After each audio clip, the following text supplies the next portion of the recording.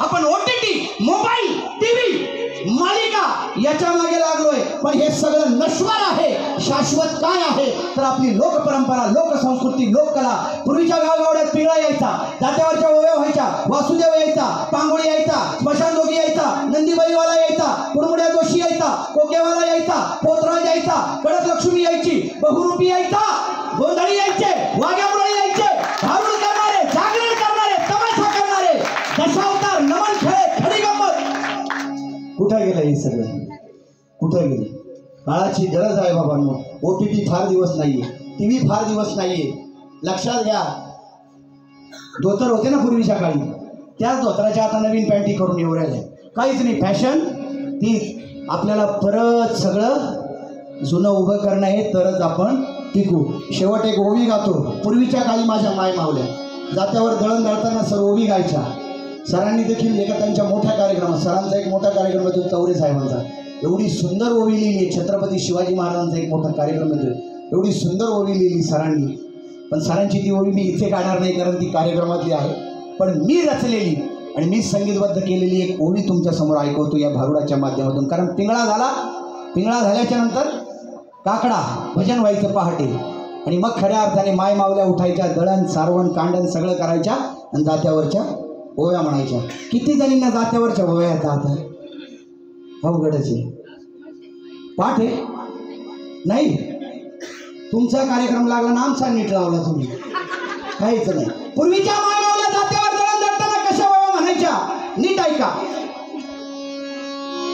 वाटच्या वाट सरा काय वळून पाहते रे,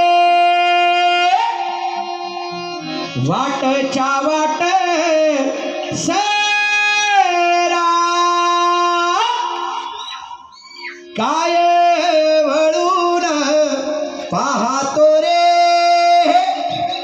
माझ्या भावाच्या घरी जरा मायेचा वातो रे, माझ्या भावाच्या घरी जरा मायेचा वातो रे. माय बाप माझे बाई,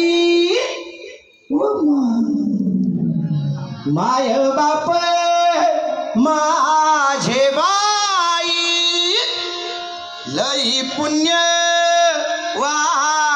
हाई, लई पुण्यवान हाई, जसे विठ्ठल रकुमाई, लई पुण्यवान हाई, जसे विठ्ठल रकुमाई. प्रेम बहे नीच्या मनी, प्रेम बहे नीच्या मनी, प्रेम बहे नीच्या मनी, जशी नामयाची जनी, प्रेम बहे नीच्या मनी, जशी नामयाची जनी.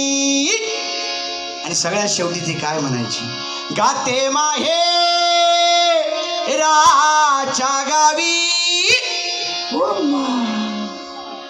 गाते माहे राच्या गावी, गाते माहे राच्या गावी, माझ्या सुखाची ग ओवी. कार्यक्रमात शेवटाकडे आलोय, सगळ्यांनी हात वर, आणि जे कोणी हात वरती करणार नाही, हा सगळ्यांनी मी काय पुढे नामस्मरण करणार आहे, देवाचं नाव घेणार आहे. वासुदेव, वासुदेव येतोय. थोडक्यात मला सगळ्या लोकांना दाखवायच्या होत्या. पिंगळा झाला, भारू झालं, होळी झाली, आता वासुदेव. पण टाळ्या वाजून माझ्या मागे नंतर म्हणायचं, आधी थांबा थांबा, हा हा हात वरती करा ना ताई. हा पण जो कोणी हात वरती करणार नाही त्याला योगेश चिकडगावकरचा शाप आहे, त्याला रात्री पण पॅरालिसिसचा अटॅक होईल. मागच्या 2 कार्यक्रमातून मला फोन आले, दोघांना आला, तिसरा गेला म्हणून. समजून घ्या, आपला शाप लय कडक लागतो. हात वरती करा सगळ्यांनी. दादा दोन्ही बरं रेकॉर्डिंग करताय का? दोन्ही हात. हा हा हा.